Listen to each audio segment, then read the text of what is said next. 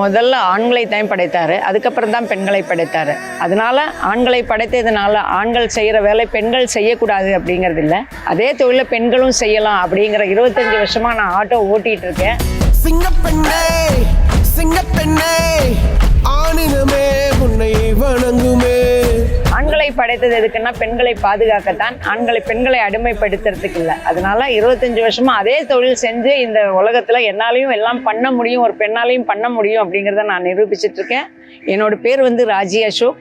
நான் என்னோட ஊர் கேரளாவில் பாலக்காடு கொல்லங்கோட்டில் அப்படிங்கிற ஒரு சின்ன கிராமம். இங்கே நான் சென்னை பெரம்பூரில் இருக்கேன். நாங்கள் ஊர்லேருந்து நானும் என்னோட கணவரும் ஒன்றா படித்தவங்க. படிச்சுட்டு அங்கேயே காதல் பண்ணி அன்னைக்கெல்லாம் ஜாதி இன்றைக்கே ஒரு பிரச்சனை தான், ஆனால் அன்னைக்கு ஒரு பெரிய பிரச்சனையாக இருந்தது. அந்த டைமில் நம்ம கோயம்புத்தூரில் வரோம். கோயம்புத்தூரில் விசாரணையோட கதார்சி ஆட்டோ டிரைவர் சந்திரகுமார் அவர் நண்பர்களால் எங்களுக்கு கல்யாணம் பண்ணி வச்சாங்க. 98 வரைக்கும் நாங்கள் கோயம்புத்தூர்லேயே இருக்கிறோம். நான் ஒரு ட்ராவல்ஸில் ஒர்க் பண்ணிட்டு இருந்தேன். என்னோட கணவர் ஆட்டோ டிரைவராக இருந்தார். அப்போ இன்னைக்கு லோன் ஈஸி, அன்னைக்கு லோன் கிடைக்கிறது கஷ்டம் அப்படிங்கிறதால கணவருக்கு ஒரு ஆட்டோ வாங்கி கொடுக்கலாம் அப்படிங்கிற ஒரு இதில் நான் லைசன்ஸ் எடுத்திருந்தேன் கோயம்புத்தூரில். 98ல் கோயம்புத்தூரில் மிகப்பெரிய ஒரு பாம் பிளாஸ்ட், கிட்டத்தட்ட 65 பேரோட உயிர் எடுத்த ஒரு பாம் பிளாஸ்ட். அதுக்கப்புறம் சென்னையில் அது இண்டஸ்ட்ரியல் ஏரியா அப்படிங்கிறதுனால அங்கே வருமானம் கம்மியாயிடுச்சு. கணவருக்கு ஆட்டோ ஓட்டம் சரியாக இல்லாததுனால நாங்கள் அப்படியே என்ன பண்ணுறதுன்னு தெரியாமல் 2 குழந்தைகள், பொருளாதார நெருக்கடி, காதல் திருமணம் அப்படிங்கிறதுனால என்ன பண்ணலாம் அப்படின்னு யோசிக்கும்போது சென்னை வரோம். சென்னையில் என்னோட ஒரு பிரதரும் ஒரு சிஸ்டரும் இருக்காங்க. இவங்களை பேஸ் பண்ணி நாங்கள் சென்னையில் வரும்போது காதல் திருமணம் அப்படிங்கிறதுனால படிப்பை டிஸ்கண்டினியூ, வேலை எங்கேயுமே கிடைக்கல. திரும்ப என்ன பண்ணலாம் அப்படிங்கும்போது லைசன்ஸ் கையில் இருந்ததுனால அன்றைக்கே இங்கே பெண்கள் ஓட்டிகிட்டு இருந்தாங்க. சரி நம்மளும் ஓட்டி பார்ப்போம் அப்படிங்கிற மாதிரி தான் நான் இந்த தொழிலை ஆரம்பித்தேன்.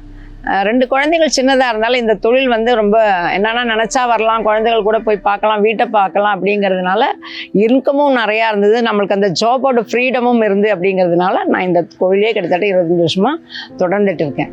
சுற்றி இருக்கிறவங்கன்னா எப்போவுமே என்னைக்கு இருந்தாலும் அடுத்தவங்க பேச எந்த ஃபீல்டுலேயுமே அந்த பெண்களுக்கு அந்த கேள்வி இருக்குது.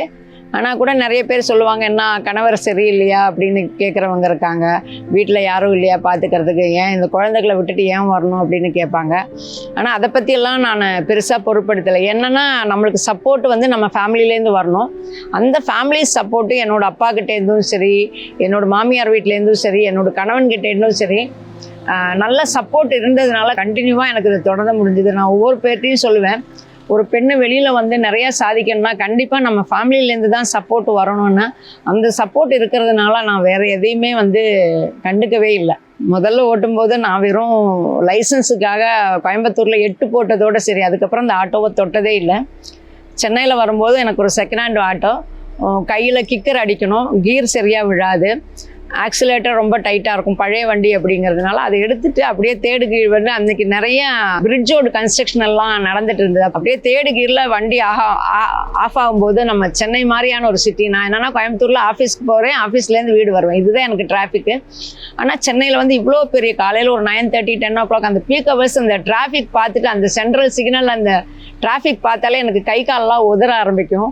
நடுவில் அப்படியே தேடுகீர்லேயே வண்டி ஆஃப் ஆகும், நியூட்ரல் பண்ண தெரியாது, ஆக்சிலேட்டர் கொடுத்து கை இந்த பக்கம் அப்படியே சவந்ததாக இருக்கும், கிக்கர் அடித்து இந்த கையில் அந்த தோசை கூட நம்ம புண்டு சாப்பிட முடியாத அளவுக்கு கையெல்லாம் காப்பு காய்ச்சி போயிருக்கும். அப்போ நிறைய பேர் என்னோட தம்பியெல்லாம் சொல்லுவான், இல்லை நம்மளால் முடியாது, உன்னாலலாம் அது முடியாது, விட்டுரு, வேறு ஏதாவது வேலைக்கு ட்ரை பண்ணலாம், முடியவே உடம்பெல்லாம் படுத்துட்டோன்னா எழுந்திருக்கவே முடியாது, அந்த அளவுக்கு நம்மளுக்கு வலியாக இருக்கும். இல்லை முடியும், ட்ரை பண்ணலாம். என்னென்னா இன்கம் நிறையா இருந்தது, அந்த நம்மளுக்கு பொருளாதாரம் மெயின் அப்படிங்கிறதுனால அதில் இன்கம் நிறையா இருந்ததுன்னா இல்லை நான் தாங்கிட்டு இதை எடுத்துக்கிறேன்னு சொன்னேன். அப்படியே கண்டினியூ அதுலேயும் பண்ணிட்டு ஆட்டோவில் நம்ம கவர்மெண்ட் ஸ்கூல் குழந்தைகளுக்கு ஃப்ரீ ரைட் கொடுத்துட்ருக்கோம். அது இல்லாமல் கிட்டத்தட்ட ஒரு 13 குழந்தைகளை நம்ம ரிமோட் ஏரியாவில் சத்தியமங்கலம், பவானி, ஈரோடு அந்த மாதிரி சேர்ந்த அம்மா அப்பா இல்லாத பெண் குழந்தைகளை நம்ம கிட்டத்தட்ட ஒரு 13 பேரை செலெக்ஷன் பண்ணி அவங்கள படிக்க வச்சிட்ருக்கோம். இங்கேயும் சென்னையிலையும் நிறைய மார்க் எடுத்துகிட்டு அவங்களுக்கு படிக்க முடியாமல் இருக்கும்போது அவங்கள்ட்டையும் நம்ம உதவி பண்ணிகிட்ருக்கோம். நிறைய ஹாஸ்பிட்டலுக்கு, கவர்மெண்ட் ஹாஸ்பிட்டலே ஆனால் கூட ஒரு சில டெஸ்ட்டுகளுக்கு நம்ம பணம் கட்டணும், ஒரு சில மருந்துகள் வெளியில் தான் வாங்கணும், அரசு மருத்துவமனை ஆனால் கூட அந்த மாதிரியான உதவிகள் எல்லாம் பண்ணிகிட்ருக்கோம். இலவசமாக நைட்டு ஹாஸ்பிட்டல் கூட்டிகிட்டு போயிட்டுருக்கோம். எங்களால் என்னென்ன முடியுமோ ரோட் சைடில் இருக்கிற பீப்புளுக்கு எதாவது சாப்பாடு போடணுன்னா சாப்பாடு போட்டுட்ருக்கோம். பிளட் கிட்டத்தட்ட நான் 2013 இன்னைக்கு வரைக்கும் எவரி 6 months நானும் என் பையனும் பிளட் டொனேட் பண்ணிகிட்ருக்கோம். என்னோடய கனவு என்னென்னா அதே ஊரில் என்னை உருப்பிட மாட்டேன்னு துரத்தின அதே வீட்டில் ஒரு மிகப்பெரிய ஒரு வீடை கட்டி அங்கே இருக்கணும்னு ஒரு கனவு. அந்த கனவுக்காக ஒரு இடம் வாங்கி மிகப்பெரிய ஒரு வீடை கட்டினேன். கட்டி என்னமோ ஒரு 3 நாளோ 4 நாளோ தான் இருந்தேன். இருந்துட்டு பார்த்தா அங்கே போதுமான வருமானம் இல்லை. என் பையன் வந்து எனக்கு சாப்பாடு போடுவான், நான் ஊருக்கெல்லாம் போடணும்னு நினைக்கிறேன். கண்டிப்பாக அது என் பையன்கிட்ட கேட்க முடியாது அப்படின்னு திரும்ப நான் சென்னைக்கே வந்துட்டேன். சென்னையில் தான் கொஞ்சம் நம்மளுக்கு சர்வீஸும் பண்ண முடியுது, பொருளாதாரம் கொஞ்சம் இது இல்லாமல் இருக்குது நினைக்கிறேன். இன்னும் நம்ம இப்போ நினைக்கிறது என்னன்னா, எப்போ நம்மளுக்கு வண்டி ஓட்ட முடியலையோ, என்னைக்கு இந்த ஆட்டோ அப்படிங்கிற ஒரு ஃபீல்டு இல்லையோ அன்னைக்கு ஊருக்கு போகலாம் அப்படிங்கிற ஒரு முடிவில் இருக்கேன். இப்போ நம்ம எப்படி வாழறோம் அப்படிங்கிறது தான் முக்கியம். அதனால நான் கவலைப்படுறதே இல்லை. என்னென்னா இன்றைக்கி இருக்கிற நிறைய யங்கஸ்டர்ஸ் பார்த்துட்டிங்கன்னா, நீங்கள் டீ கடையில் போய் தம்பி பசிக்குது அப்படின்னா உடனே எதுவுமே யோசிக்காமல், காசு தான் கொடுக்க மாட்டாங்க, ஆனால் எதையுமே யோசிக்காமல் அப்படியே ஒரு சாப்பாடு வாங்கி கொடுக்கறதுக்கு இன்றைக்கி எத்தனையோ பேர் இருக்காங்க. அதனால எனக்கு அந்த கவலையே கிடையாது. இருக்கிற வரைக்கும் நம்ம ஓட்டுவோம், இருக்கிறத மற்றவங்களுக்கும் கொடுப்போம். இல்லைன்னா நம்மளும் மற்றவங்கள மாதிரி கேட்டு வாங்கி சாப்பிடுவோம். அவ்வளோதான். என்னன்னா மனசில் எந்த விதமான கவலையும் இல்லை. நாளைக்கு என்ன சம்பாதிப்போம், யாரை ஏமாற்ற போகிறோம், எந்த சொத்தை வாங்க போகிறோம்னு எந்த விதமான கவலையுமே இல்லை.